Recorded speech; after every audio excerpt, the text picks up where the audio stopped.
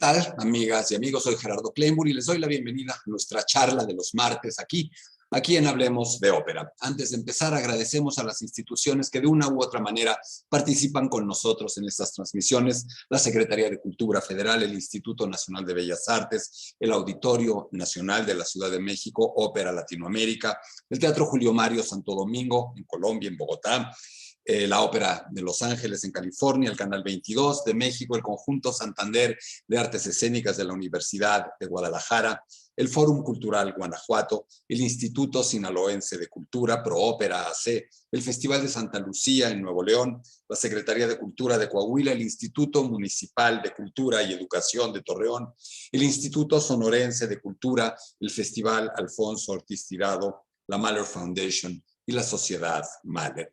Nuestro teléfono 55 43 47 02 83, también es WhatsApp.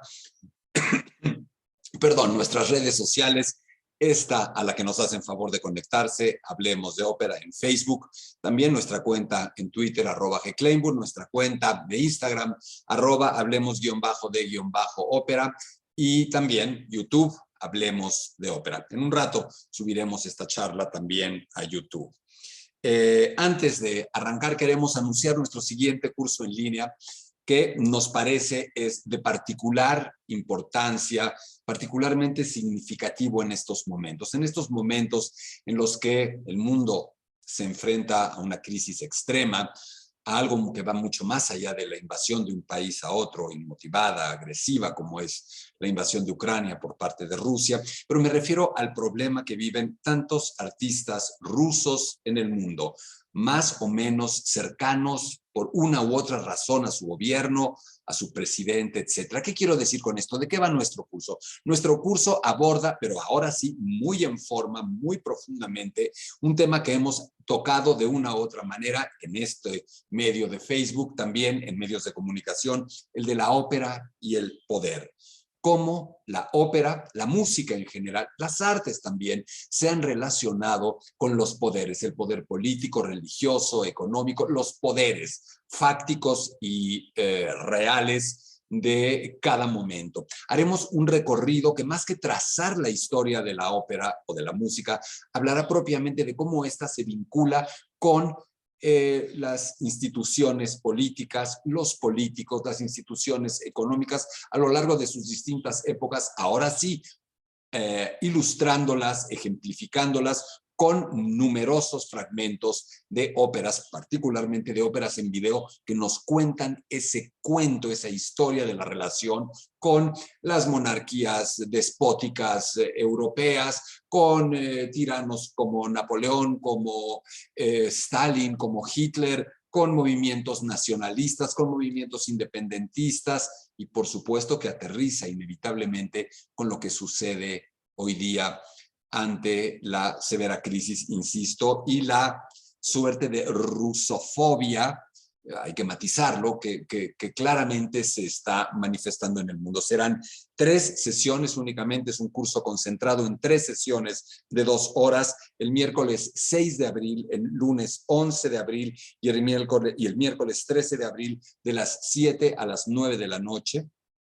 El costo es de 1,650 pesos por dispositivo, computadora.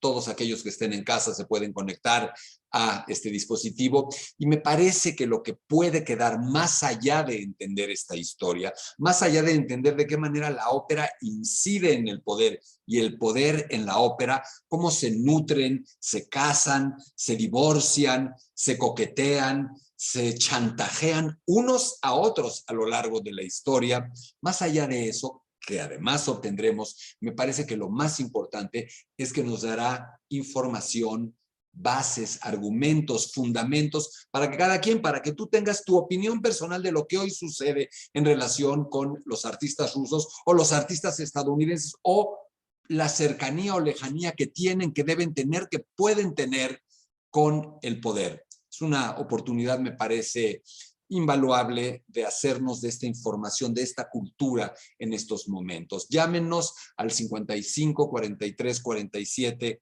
0283 o envíenos un WhatsApp a ese mismo número para inscribirse o al correo electrónico hablemosdeopera1@gmail.com o también un mensaje directo a esta página de Facebook por Messenger sería también bienvenido y podemos ponernos en contacto así. Y ahora sí, un tema que me parece particularmente atractivo, interesante, un tema que a lo largo de los numerosos cursos y charlas que he podido dar, de pronto aflora, me interesa, me preocupa, me ocupa y al cual me tengo que acercar con cuidado. Claramente no soy un médico, ni me ostento como tal, ni puedo hablar desde ahí.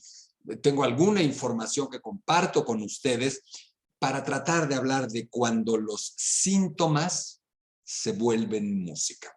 ¿Qué quiero decir con esto? Haciendo este deslinde muy claro de que no voy a ofrecer una perspectiva médica, simplemente tomo la información que está a disposición de muchos, pero que en particular podemos consultar en los múltiples libros, los varios tomos titulados Músicos y Medicina, de un querido amigo y brillante médico, el doctor Adolfo Martínez Palomo, editados por el Colegio Nacional, una serie de tomos en los que se ocupa, ahí sí, muy puntualmente de las enfermedades posibles, reales, diagnosticadas en su tiempo, diagnosticadas hoy día a partir de la información existente de todos los grandes o de muchos de los grandes genios de la música. Esa información ahí está y repito, es referencial. No va por ahí mi aproximación, aunque toma elementos de ahí, por supuesto. Mis reflexiones del día de hoy tienen que ver con la siguiente pregunta. ¿De verdad estos síntomas, estas enfermedades, se transforman en elementos musicales puntuales o solamente tienen que ver con la emotividad, la personalidad, el sufrimiento, los rasgos de vida del personaje? Nos hemos acercado, insisto, de muchas maneras a la ópera, pero tal vez no en estas charlas propiamente desde ese terreno. Hemos hablado de contextos políticos, económicos, sociales, artísticos, estéticos, pero me parece indispensable acercarse ahora a algunos de estos autores. Como siempre, estas son literalmente charlas. Vamos a platicar un poco como si tuviéramos un café en la mano de los temas que nos ocurran. Hay alguna pequeña guía, pero generalmente suelo no respetarla. Decía yo, acercarnos a estos compositores y a su música. Casi todos han escrito ópera, aunque Schubert no sea famoso por ello, pero hablaremos hoy de Vivaldi, que tiene un gran corpus operístico, de Beethoven, que tiene una ópera, pero trascendental, de Mozart, uno de los reyes de la ópera, y mencionaremos también por ahí a Ravel, que tiene óperas, a Schumann, que no tiene, a distintos compositores, insisto, desde su cuerpo, desde su fisiología, desde su cerebro, desde su sistema biológico, porque finalmente son individuos que están trabajando con él, desde él, y cualquier alteración en él, me parecería, obligadamente debe permearse, reflejarse en esa música. Por supuesto, hay todo un cúmulo de elementos no adquiridos que vienen en el paquete original, la genética propiamente dicha, estos rasgos congénitos, estas características cerebrales, neurológicas, congénitas, que les permiten, sin duda, tener este genio y esta creatividad y esta obra, que la determinan totalmente. Pero, ¿qué de los adquiridos? Porque evidentemente mucho de lo que sucede va revelándose, no genética adquirida, no quiero decir esa tontería, aunque ya hoy a través de la epigenética se puede esbozar ese tipo de especulaciones o de argumentaciones sin caer en un disparate. Me refiero propiamente a cómo esas enfermedades influyeron en la música y los rasgos que estaban escribiendo. Y para empezar, me parece que el tema principal que me gustaría tocar es el de Vivaldi. Hablar un poco de Vivaldi. ¿Qué sabemos de Vivaldi? Además de ser uno de los grandes padres de la música barroca, uno de los hombres que de manera muy, muy sustancial contribuyen a definir, a delinear elementos muy fundamentales de la sintáctica de nuestro lenguaje musical en Occidente. Muchos de estos elementos provienen del barroco, estos elementos de repeticiones, de modulaciones, de estructuras musicales, de alternancia de pianos y fortes, de crescendi, muchos de estos elementos que ya son casi previsibles en el lenguaje musical de Occidente, verdaderamente se inventan, se acuñan, se generan, ¿no? se amalgaman como una suerte de lenguaje en este periodo, y Vivaldi es fundamental en él. ¿Qué sabemos de él? De su genética congénita, sabemos que era pelirrojo, eso nada tiene que ver, o sí, ¿por qué no? Ser pelirrojo lo vuelve distinto, lo vuelve no habitual, extravagante, il preterroso.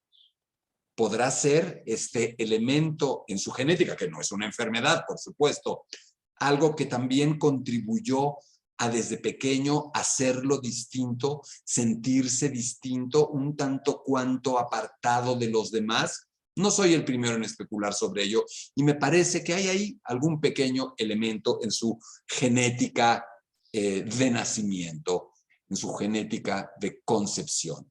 Pero bien, hay un elemento de enfermedad que sabemos de él. Hay muchas opiniones sobre qué quería decir esta estrechez de pecho. Eso es lo que se refiere en el siglo XVII a propósito de la enfermedad de Antonio Vivaldi. En general, se asocia o se dice que es la manera de hablar de un asmático fuerte. Por otro lado, no falta quien habla que esta estrechez de pecho puede haberse referido a un dolor de pecho, a tal vez una angina de pecho. Lo que sí sabemos es que fuera cual fuera su genética, su enfermedad, su padecimiento, le provocaba en muchos momentos estar corto de aire, no tener capacidad de respiración normal. Esto Vivaldi lo utilizó como un elemento, como una coartada muy útil, no sabemos si cierta, probablemente verosímil, para no oficiar misas. ¿Qué quiero decir con esto? Él era un sacerdote ordenado, toda la ordenación sacerdotal, que salvo una o dos veces nunca ofició misa. No le gustaba, no conectaba, pero él argumentaba ese elemento respiratorio. Ahora bien, ¿cómo se convierte eso en música?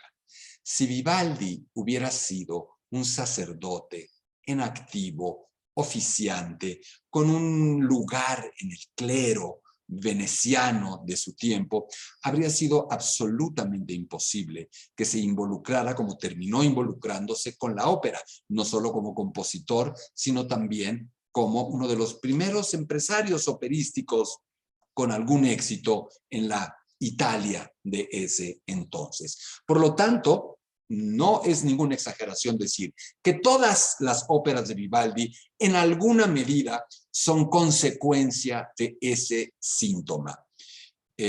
Por otro lado, hay un elemento que también me parece interesante mencionar a propósito de esta condición en Vivaldi. A mí me llama la atención, pero entro como en muchos de estos, no en muchos, en varios de los comentarios que voy a hacer el día de hoy, lo aclaro, en un terreno en algún sentido especulativo. Especulativo con información, especulativo con fundamento, pero es que especulativo porque no lo puedo probar y demostrar científicamente. ¿Qué quiero decir? A mí me llama la atención que un hombre con una respiración corta, jadeante, difícil en muchos momentos, escribiera esta música con líneas de canto tan amplias, tan bellas, que se prodigan o que requieren de una respiración prodigiosa. Por supuesto, en las cuerdas la respiración es algo metafórico, tiene que ver con la arcada, tiene que ver con otros elementos. Pero si pasamos ya a los instrumentos de aliento, al oboe, a las trompetas, al piccolo, a la flauta de pico, a estos instrumentos de aliento que cultiva en sus conciertos, entonces llama la atención. ¿Qué es lo que llama la atención?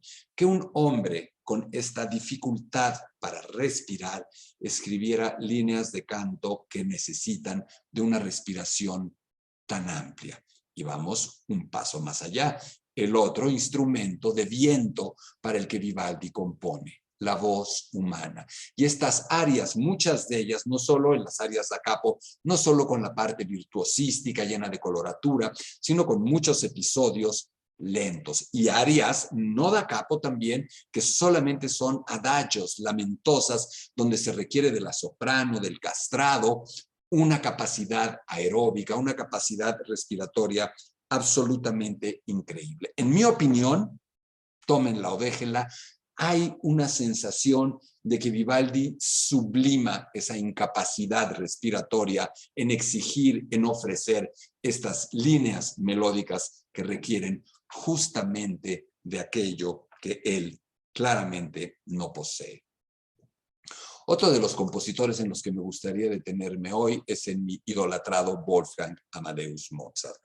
Nosotros sabemos que el destino de Mozart en más de un terreno se sella con esos primeros viajes, esa formación musical que su padre Leopold le ofrece, esa formación musical en la que este padre idea una suerte de programa de estudios, cuando no existen tales, para generar una suerte de escuela musical europea. No hay escuelas de música, salvo contadas excepciones como en Bolonia, para que el niño genio que claramente tiene, dotado de esta genética absolutamente milagrosa, de este accidente genético afortunado sin parangón en la historia, acaso, de nuestra especie, pueda formarse musicalmente. Sabemos que lo sube al carruaje, que lo lleva a todo lo que sería a todas estas regiones de Italia, que lo lleva a recorren también el Sacro Imperio Germano, que llegan a pasar por los Países Bajos, que Mozart va a Francia, que llega también con su padre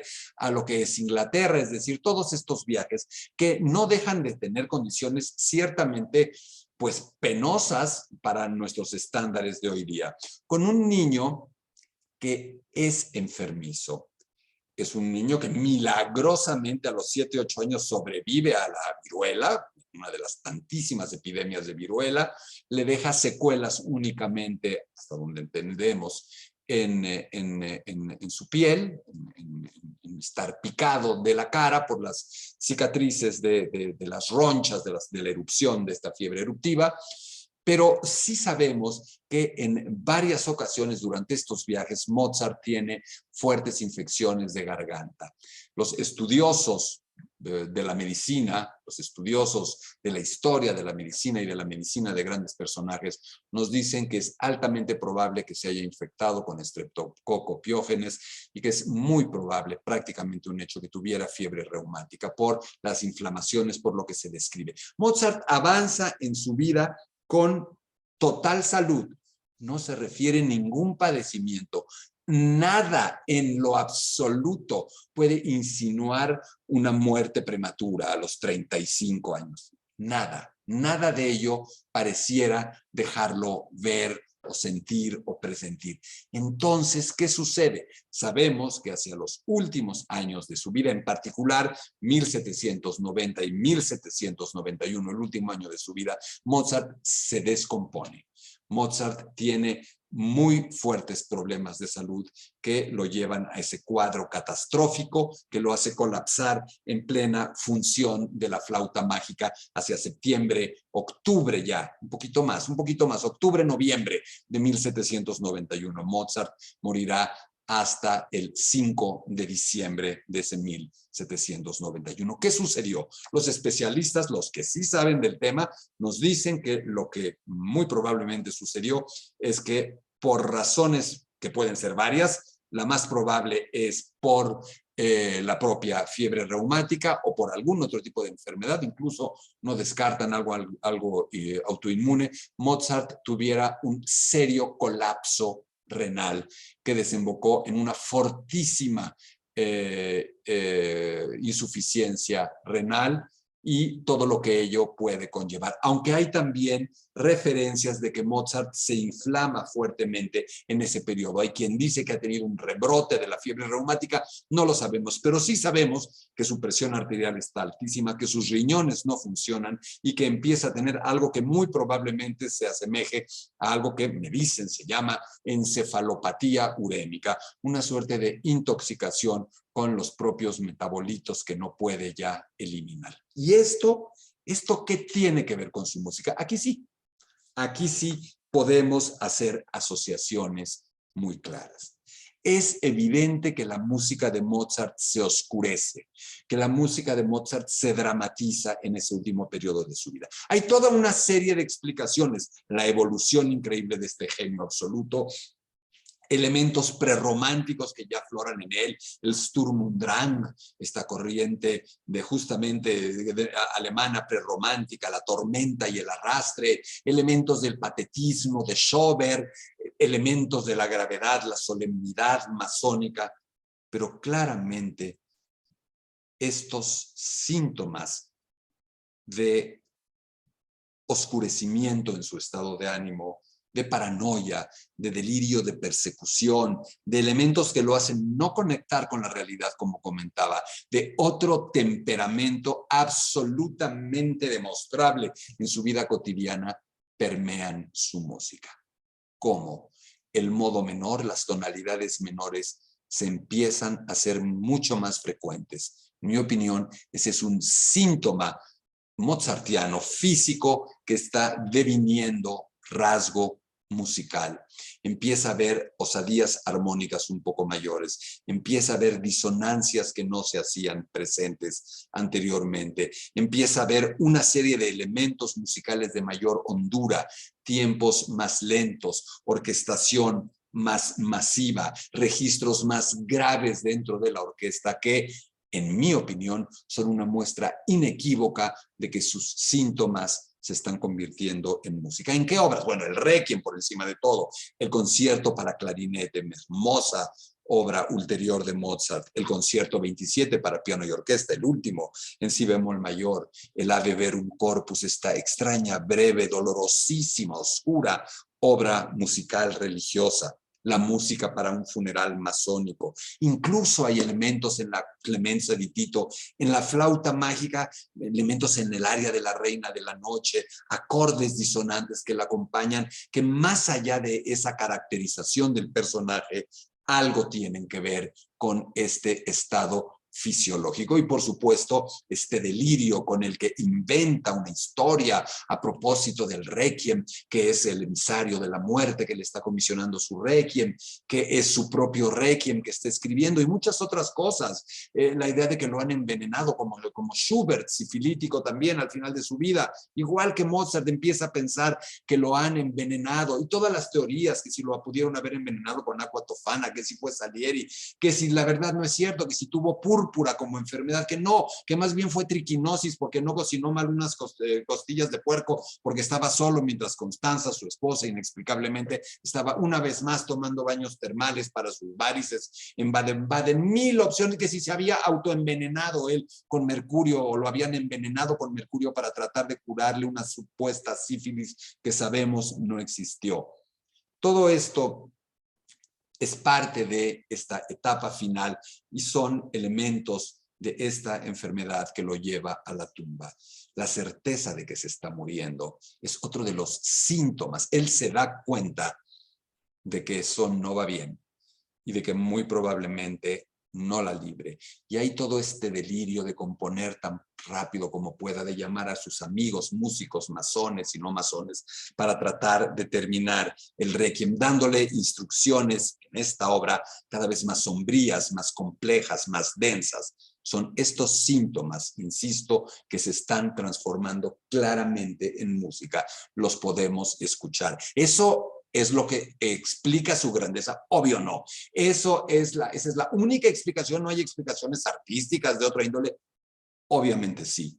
Pero me parece ingenuo desdeñar o soslayar o de plano ignorar su padecimiento físico. Habría que hablar de Beethoven y de Schubert. Miren, Schubert ni siquiera lo puse en las notas que tenía planeadas. Beethoven. el músico con la enfermedad más famosa de la historia o el músico famoso con una enfermedad tremenda, la sordera. Todos hablamos de la sordera de Beethoven, pero no siempre nos ponemos a pensar en las implicaciones de esa sordera. ¿Le impidió componer?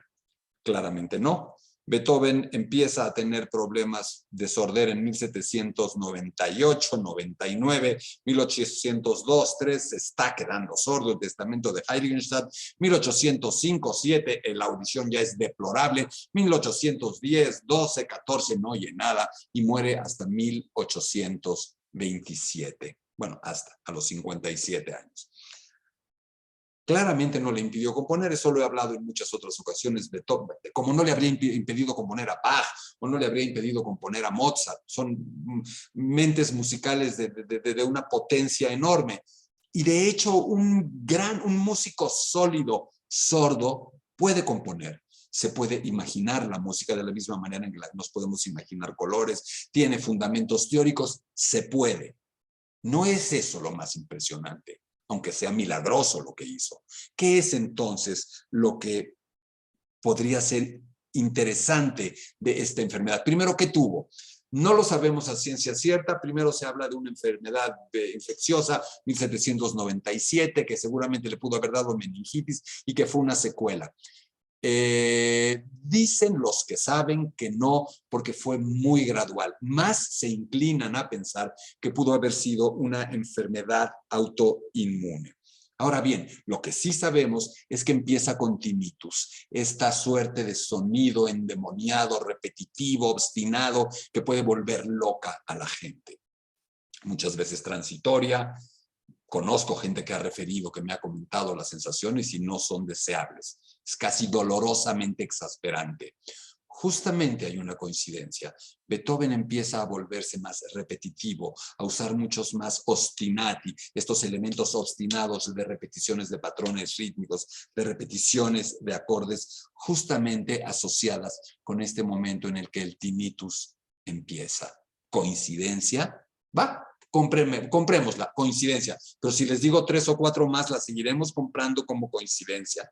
Sabemos que cuando evoluciona su sordera, Beethoven empieza a perder los registros extremos, agudos y graves. Y sabemos también que es el momento en el que empieza a explorar más ansiosamente esos registros en el piano, también porque el piano le permite, el nuevo piano le permite hacer eso, pero también en la orquesta, como si se empeñara, o más bien empeñándose en poder escuchar esos sonidos que ya no escucha, llevando a sus dotaciones instrumentales a esas zonas de la manera más estridente posible. Me parece que ya como coincidencia es un poquito más difícil de explicar. También sabemos que conforme empieza a dejar de oír del todo, se vuelve mucho más osado armónicamente, es decir, empieza a generar sonidos más ríspidos, más exploratorios, acordes que francamente producen sonidos desagradables para la época y que él se regodea, se refocila en exacerbar. ¿Acaso porque no los puede oír? ¿Acaso disfrutando en alguna zona de él, haciendo al público escuchar esos sonidos desagradables que él no puede? Lo dejo a su interpretación. Y el más importante para mí, si bien Beethoven deja muy pronto, antes de la sordera, de concentrarse en las grandes melodías para generar pequeñas células temáticas que desarrolla de otras maneras, más intelectual, más elaboradamente, es muy claro que conforme su sordera avanza, Beethoven renuncia cada vez más a estas melodías amplias, bellas. ¿No las puede escribir? Sí, supongo que sí, pero a mí me parece, especulación personal, que no poder escuchar, que el placer de hacer una melodía bella tiene también que ver con el placer que obtenemos al escuchar esa melodía creada, al sentirla, no imaginarla, no entenderla, al sentirla. Y Beethoven ha perdido la posibilidad de sentir esas melodías que van desapareciendo sistemática, progresivamente, no totalmente, pero de una manera que no hay forma de no asociar con esta pérdida de la audición. 4 síntomas hechos música. Me parecen demasiados como para no creerlos. Hay quien también habla de que no, de que el problema fue el plomo, envenenamiento por plomo. En los años 70, 80 del siglo XX se descubre a través de uno de los rizos del pelo que toman del cuerpo de Beethoven, que tiene una alta concentración de plomo. Se dice que más bien fue una intoxicación con plomo muy posterior, fruto del vino fortificado con plomo que bebía, vino corriente, para que embriagara más. Se habla también de que eso pudo haber cambiado su carácter, su personalidad, hasta mezclar este elemento de sordera, que también se puede atribuir al plomo, con la personalidad casi sociópata, colérica, insoportable, lamentablemente, de Beethoven. A mí me parece que es mucho más atribuible a una infección, su problema auditivo, y me parece que esto tampoco debe mermar en cuanto a nuestro análisis profundo de su personalidad. Beethoven es Beethoven, con el romanticismo que lo circunda, con su biografía, más allá de la sordera, más allá del plomo, más allá de que fuera o no alcohólico, más allá de los problemas hepáticos. Simplemente estos también existieron y pueden haber contribuido, pero es una personalidad con una serie de síntomas de sordera inevitablemente convertidos en música. Schubert, sifilítico desde muy pronto, con estas alternancias de carácter, de emoción, de personalidad que la sífilis secundaria, terciaria, la sífilis latente va generando. Hay un deterioro en la personalidad de este ser entrañable, indudablemente asociado con la sífilis, y se muestra en su música. Su música se muestra más oscura también, más ríspida, menos dulce todo el tiempo. ¿Es porque su cerebro ya no piensa de la misma manera, o es porque él mismo se desespera de darse cuenta y se aterra y se enfurece de saber con toda claridad que morirá de una manera tempranísima? A los 31 años muere Franz Schubert. Dicen, casi seguro muere, al final muere probablemente de tifoidea, como su madre. Pero si no hubiera muerto de tifoidea, él ya estaba en una etapa sifilítica que mucho más pronto que tarde lo iba a llevar a la muerte. Podemos saltar a Gioachino Rossini, al que asociamos todos con el gourmandís, el sibarita, el bon vivant, con sobrepeso, sonriente, escribiendo toneladas de óperas que han hecho carcajear al mundo entero, generación tras generación. Escarbar un poco en la vida de Rossini nos lleva a entender que estamos ante un personaje muy complejo, un personaje que tras la muerte de su madre empieza a tener ya una serie de comportamientos no habituales. Ya casado con Isabella Colbrán, la mezzosoprano, empieza a deteriorarse más su personalidad y se instala un cuadro que propios y ajenos han definido claramente como el de un bipolar con fortísimos episodios maníaco-depresivos. Sabemos que Gioachino Rossini era bipolar, o al menos un hombre con severos problemas maníaco-depresivos y claramente depresivos también. Y esto en la música aparece, por supuesto, y aparece mucho más en la música cómica, en la ópera bufa. ¿Cómo? Tenía accesos maníacos. Entiendo que la manía es la repetición incontinente de frases, gestos, palabras, actos, actitudes. ¿Y qué es mucha de esa música bufa de Rossini? Sino un ostinato compulsivo, maníaco, constante. Es demasiado parecido para ser una coincidencia. Sabemos también que sus padecimientos le generaban ataques de ansiedad y de pánico en muchas ocasiones. ¿Qué es un ataque de ansiedad? ¿Qué es la ansiedad? Aunque no sea un ataque de ansiedad, esta sensación de algo que va apoderándose de nosotros, creciendo, volviéndose más tumultuoso, volviéndose más, una sucesión más rápida de pensamientos no positivos. ¿Qué es un crescendo rossiniano? ¿Qué es el señor crescendo? ¿Qué es esas bolas de nieve musical que se van haciendo gigantescas? Indudablemente hay otra correlación directa entre estos elementos de ansiedad y los crescendos o crescendi rossinianos. Algo más, por si hubiera dudas, en muchísimos de sus finales concertantes de actos intermedios, no del final de la obra, hay tumultos, hay caos, hay una vorágine, hay frenesí, y a la mitad, por petición de Rossini a sus libretistas, los personajes se sienten extraños, locos, distanciados, alienados, enajenados, que su cerebro estalla, que no entienden qué sucede.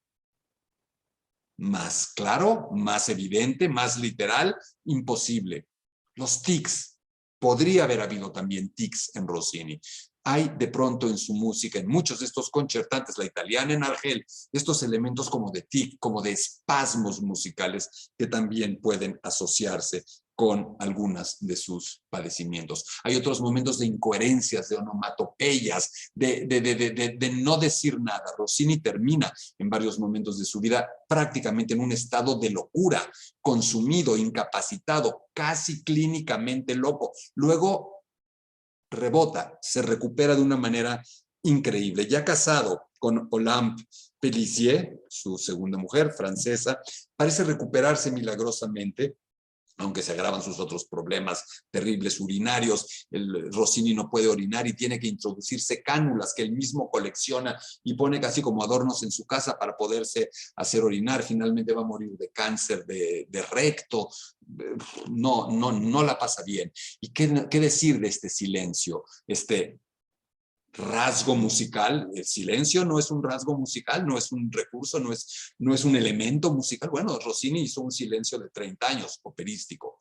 Tiene que ver con sus padecimientos. Se sabe incapaz mentalmente de acometer un esfuerzo de ese tamaño y se conforma con sus famosos pecados de vejez, música para piano, canciones increíbles, geniales, modernísimas, o su pequeña misa solemne, porque sabe que no puede abordar lo otro, o tiene que ver con un elemento puramente estético, de sentir que él hasta ahí llega y que lo que sigue ya en este romanticismo más radical no es algo que le puede funcionar a él. ¿Y qué de todos esos años, un poco desconcertantes en este cuadro, de sus de sus salones parisinos, donde algunas veces a la semana o al mes recibe al tout Paris, al todo París, toda la sociedad parisina, para hacer estos ambigus musicales?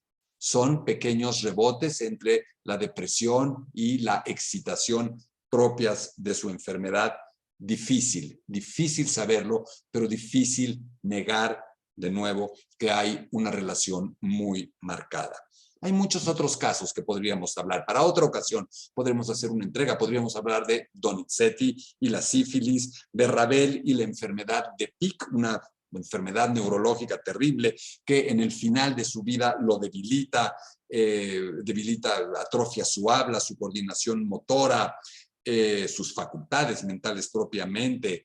Él mismo se da cuenta, lo sufre, lo padece, se llega a reflejar en la poca música que ya puede escribir en ese estado.